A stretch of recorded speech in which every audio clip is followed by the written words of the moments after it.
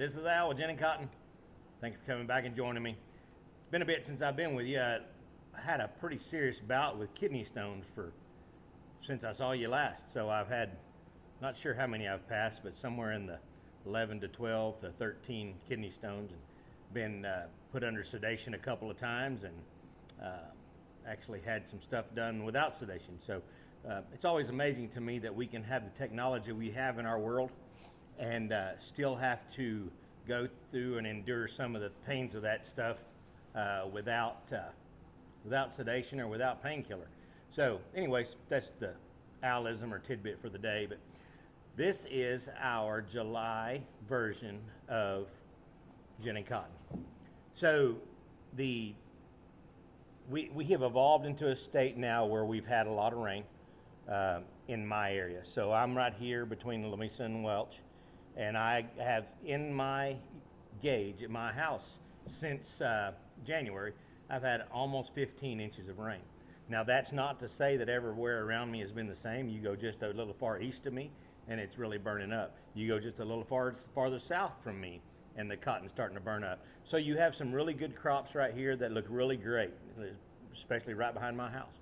You have some dryland cotton that looks really good. But if you go 2 miles south of here, the dryland cotton is running out of water, it's hot, and it's starting to run out of steam. So probably a lot of that's going to be plowed up. I still think we're going to have a pretty good crop here for who we are. We're a small gin. 25,000 bales is a great run for us. The last time we visited, we were going through the gin stands. We went through some of the seed and how the seed's processed. And so now what I want to do is, remember when we came into the gin stands, we had one product that we were making into two. The lint, when it's coming, or the seed cotton, when it's coming down the apron, is the seed cotton. When it leaves the gin, it is lint and it is seed. So the seed, we go into the auger, weigh it, give the farmer credit for how many pounds that he has, and then we pay them back as a barter system against what my charges are for what I'm charging to gin the cotton. The next thing that happens is what we're really here for. We're really here for the lint to make our jeans and our underwear and our socks and feminine hygiene products and things such as that. The lint, when pulled off of the seed, will go in a pipe and come behind the gin stand and come around to what we call a lint cleaner. So the lint cleaner does essentially that. It cleans the lint. It works off centrifugal force. It's got little bitty teeny tiny saws, and they grab the lint and they spin it around in a circle. The heavies come off almost like if you take a bolt tied to a string, and that bolt's going to come and going to go to the outside, and we've got little knives in that lint cleaner, and it hits in the heavy stuff that comes off.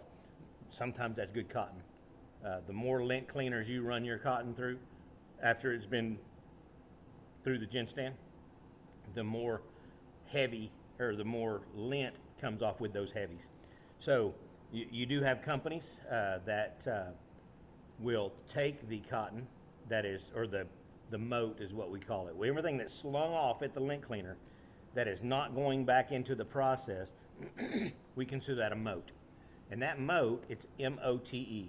And that moat will go to processors, and a lot of them will rerun those moats through some version of another cotton gin, and they will re-clean those and take the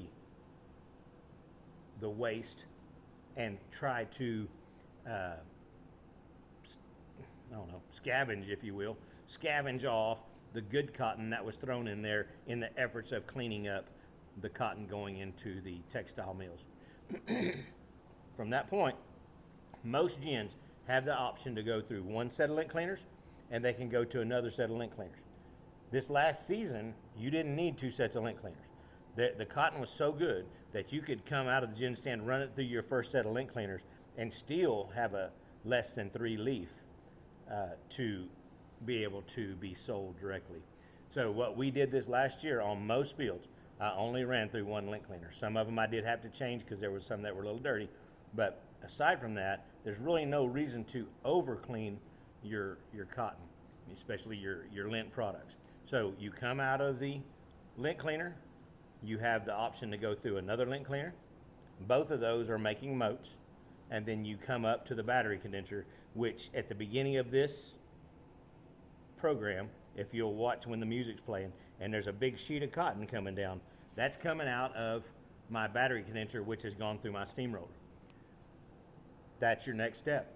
That's the next things that happen. So we go from the gin stand, we make it into two products. We make it a cotton seed, which we weigh for the farmer, and then we take it and we become actively searching for our final goal, which is a cotton bale. So we clean it. The cleanings that come off of there go into a mote press, or that can be bypassed to go directly into the burrs, depending on the prices of motes at that year.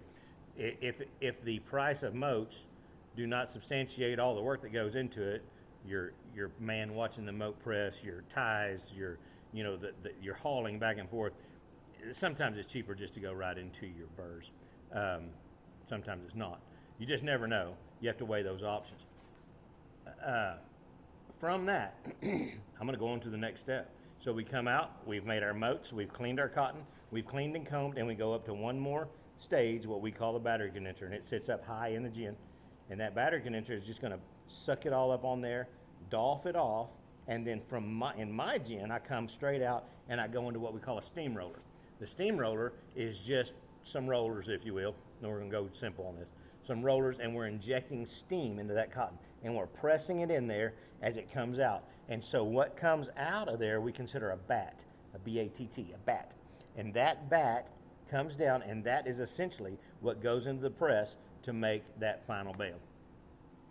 So we come down that battery condenser, we're adding steam to it, and we stick it in the press. And our press has two sides. On one side, we're poking it in there, just like taking your fingers and poking cotton into a bag. I have a pressure transducer, and that pressure transducer will say whether we have enough pressure on that transducer to make a full bale. When it says we do, the press turns and it comes around where we have rams, or a ram, single ram, that sits underneath this, and it presses this bale up and comes to the top, and we strap that out.